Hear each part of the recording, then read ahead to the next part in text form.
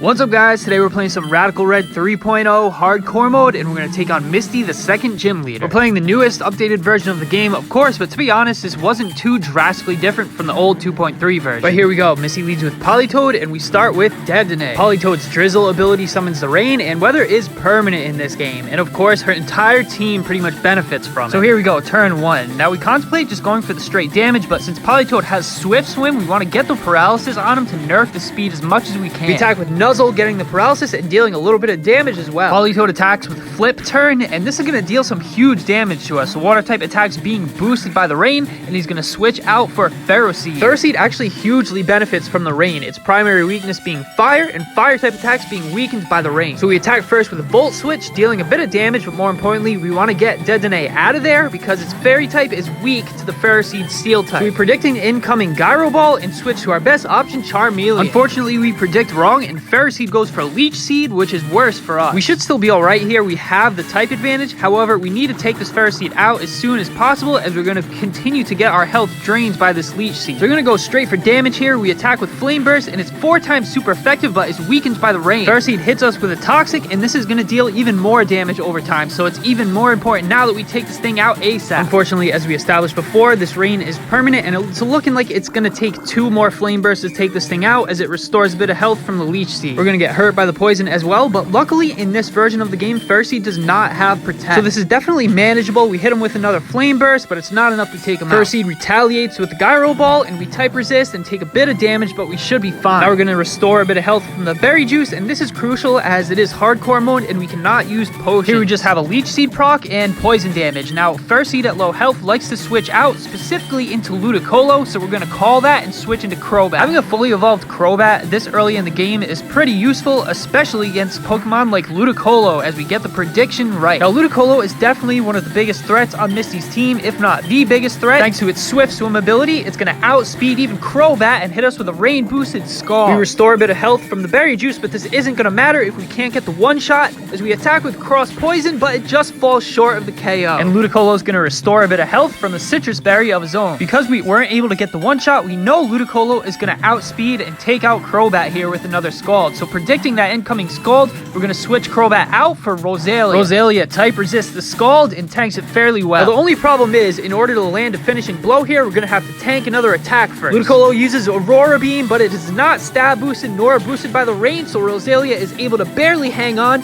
and fire back with a super effective Sludge to finish it off. Just to remind you guys, remember to click the like button. It helps out with the YouTube algorithm and helps the video out a lot. And also comment down below if you want to see some more Radical Red. And subscribe to the channel if you want. So here we go, Toxicroak comes out next. Now this is tricky here. We don't want to switch out and lose our momentum because that will give Toxicroak an opportunity to set up, which he does and goes for the Swords Dance. So we want to go ahead and cripple him with the Stun Spore, but of course we miss, and this is a disaster. And it's pretty nuts that we missed that Stun Spore because Roselia is holding a wide lens, which increases accuracy. Toxicroak uses Swords Dance again, bringing him up to now +4 attack, and this is getting really dangerous, but at least we managed to hit the Stun Spore this time. How are we going to get out of this one, boys? Toxicroak is now +4 attack, is holding a Life Orb as well, and has a priority move. And there it is. Toxicroak goes for the Sucker Punch, and Roselia goes down. We're going to bring out Dedenne here, as he has the best chance of surviving a Sucker Punch. So due to paralysis, we get the first move here, and attack with Parabolic Charge. It's going to deal about half health and restore a bit of ours as well. We get the full para, and this is exactly the good RNG that we need to get out of this sticky situation. Toxicroak restores some health from the dry skin thanks to the rain, and this brings us just out of range of a 2-shot. Go for Parabolic Charge. It's not going to be enough to take it out, but we will restore some health, giving us a greater chance of surviving a hit. Toxicroak attacks with Drain Punch, and now we will type resist, but he is +4 attack, Life Orb,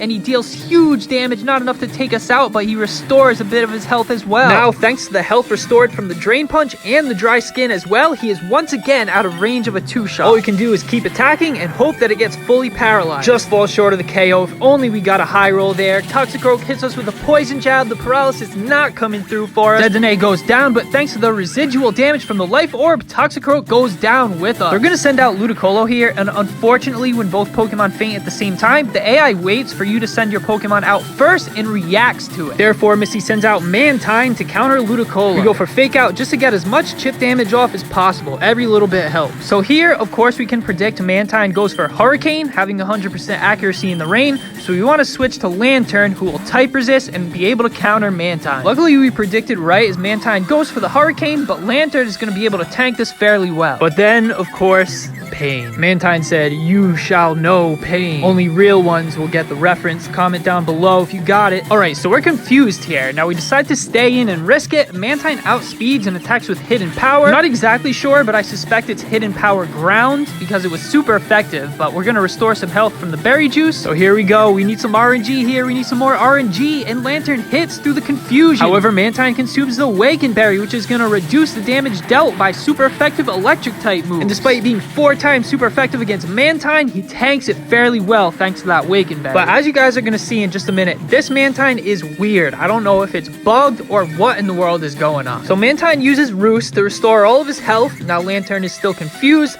Fortunately, we hit through once again, and this time it should deal much more damage because there's no more Awaken Berry, right? Or I guess not. Mantine must have multi-scale then, right? Actually, no. Mantine doesn't have multi-scale.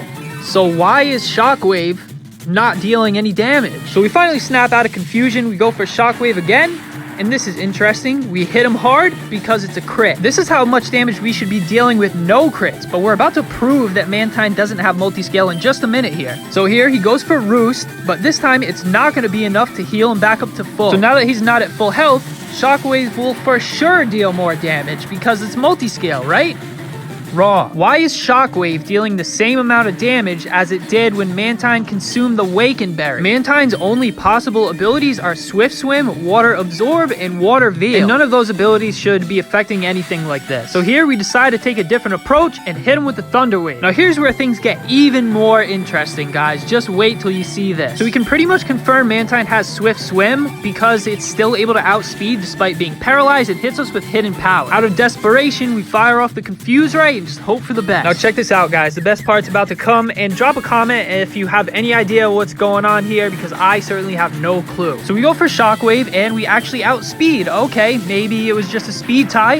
Whatever, alright. So we get the Shockwave off. And bam! Now Shockwave is dealing how much it should be doing. Only after inflicting Mantine with a status condition did Shockwave deal the amount of damage that it should. So yeah, I literally have no idea what's going on here. It has to be a bug. I can't think of anything else it would be. But anyways, Mantine's gonna switch out for Ferroseed, who will take the Shockwave that was meant for Mantine. This isn't gonna do very much damage, but Lantern did his job dealing with Mantine. Now we can switch him out and bring back Charmeleon to deal with the Ferroseed. We are still poisoned and low on health, but it should be enough to finish the job here. Ferroseed attacks with Bullet Seed, and we should be fine as long as he doesn't get any crits or roll a 5. Bullet Seed hits 4 times, but luckily we type resist, and it looks like we're just going to be out of range, so the poison will not be enough to take us out. Now we know we're faster here. All we have to do is attack if Ferroseed does not switch out and goes down to the Flame Burst. We brought Charmeleon specifically to deal with Ferroseed, so that's mission accomplished. But this battle's not over yet. We take some poison damage, and Politoed comes back out to play. And because it's paralyzed, we're going to manage to get an attack off here.